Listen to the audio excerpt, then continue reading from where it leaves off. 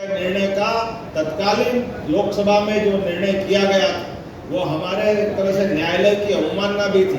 हमें तो और आनंद इस माध्यम से भी आता है कि हमारी माननीय मोदी जी की सरकार ने उस निर्णय का भी परिपालन 40 साल बाद वापस रूप में कराया।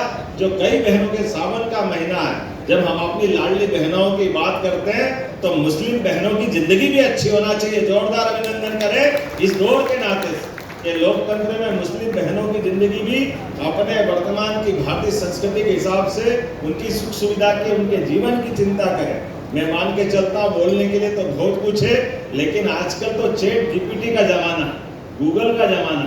ऐसे में सारे संसाधनों के साथ जब विधायक अपनी विधानसभा में बैठेंगे या विधानसभा के दरमियान काम कराने आते हैं तो इस सारे तंत्र का लाभ भी लेंगे, इन व्यवस्थाओं का लाभ मिले। इसलिए भोपाल के अंदर भी विधायक विश्राम गृह भी अच्छा होना चाहिए और हमने अपने बजट में 5-5 लाख रुपए की राशि देकर के विधायकों के कार्यालय भी अच्छे होना चाहिए, वहां भी ये व्यवस्था बनना चाहिए कि हमारे बीच में ये सिलसिला लगातार नवाचार का भी और आधुनिक तकनीक के माध्यम से हम किसी प्रकार से कम रहने वाले नहीं है। इस भाव के साथ लगातार हम चलते जाएं। पीडब्ल्यूडी ने ये जो पूरा प्लान बनाया 158 करोड़ की लागत से, माननीय भाई साहब ने सही कहा कि इसमें कई सारे प्रकारों का ध्यान रखा गया। ये ग्रीन एनर्जी, सोलर एनर्जी के माध्यम से बजाय अपनी बिजली खुद उत्पन्न करने की जब हम बात कर रहे हैं तो ये भी इस प्रबंधन, इस नवाचार के साथ जोड़े। जोरदार अभिनंदन करें कि यहाँ एक तरफ वो सारे आधुनिकतम व्यवस्थाओं के आधार पर जो निर्माण के लिए जरूरी है, ग्रीन टेक्नोलॉजी है, आवास के साथ साथ इसमें योग केंद्र, अब तो योग की दुनिया दीवानी हो गई, तो योग केंद्र भी इसमें बनने वाला है, जिम भी रहने वाला है। अपने बीच में से स्विमिंग के जो शौकीन है उनकी व्यवस्था भी इसमें जोड़ी जाएगी। जब तक आप स्वस्थ नहीं रहोगे, स्वस्थ शरीर में स्वस्थ मस्तिष्क का वास होता है। ऐसे में वो सारे प्रबंधन इसके साथ जोड़े गए हैं। विजिटर्स रूम है, सीसीटीवी में सुरक्षा है, वास्तु आधारित डिजाइन है।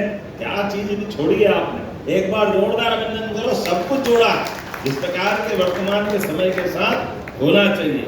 रेन वाटर हार्वेस्टिंग भी हमको मालूम है, जल ही जीवन है। ऐसे में परमात्मा ने वर्षा का ये समय चल रहा है तो वर्षा के जल संग्रहण की भी आपने सारे सिस्टम किए हैं। मैं अपनी ओर से एक बार फिर साथ साथ sewage treatment plant, rain water harvesting और फायर अलार्म, सारी चीज़ों को बिल्डिंग के साथ जोड़ करके एक आधुनिक रूप से जो बनना चाहिए वो सब कुछ आपने जोड़ने का प्रयास किया है। मैं लोक निर्माण विभाग के साथ साथ आप सबको बधाई देता हूँ। और जैसा कि माननीय अध्यक्ष जी ने कहा है कि ये एक चरण की बात है, अभी और बचे हैं, तो दूसरे चरण की भी घोषणा करता हूँ। हमारी उसकी तैयारी भी करें, सरकार के साथ जुड़ करके ये एक तरह से हम इन सारे मामलों में सहभागी भी हैं और साक्षी भी हैं। उम्मीद करेंगे विकास का ये क्रम जारी रहेगा। आज सावन का महीना है, एकादशी का दिन, और ये हमारे लिए और अपने एकादशी का पर्व मतलब हमारी शुचिता के साथ, शरीर की शुद्धि के साथ साथ आत्मा से परमात्मा के बीच का संकल्प का दिन भी।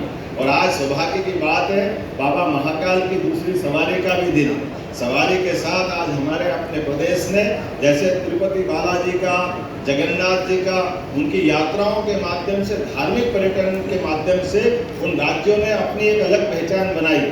इसी प्रकार से मध्य प्रदेश सरकार ने भी अपने धार्मिक दृष्टि से मध्य प्रदेश की पहचान बनाने के लिए हमारी सवारियों में बाबा महाकाल की सवारी।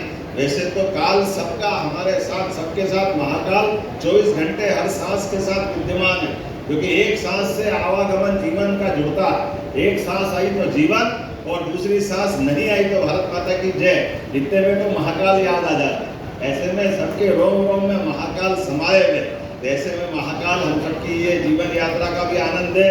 लेकिन लौकिक रूप से आज निराकार से साकार की यात्रा धारण करके सावन के महीने में बाबा महाकाल जब घूमते हैं तो हमारे सारे लोगों का, प्रदेश का और देश का और तो सनातन संस्कृति का मान एक अलग प्रकार से कहां पहुंच जाता है। इसलिए हमने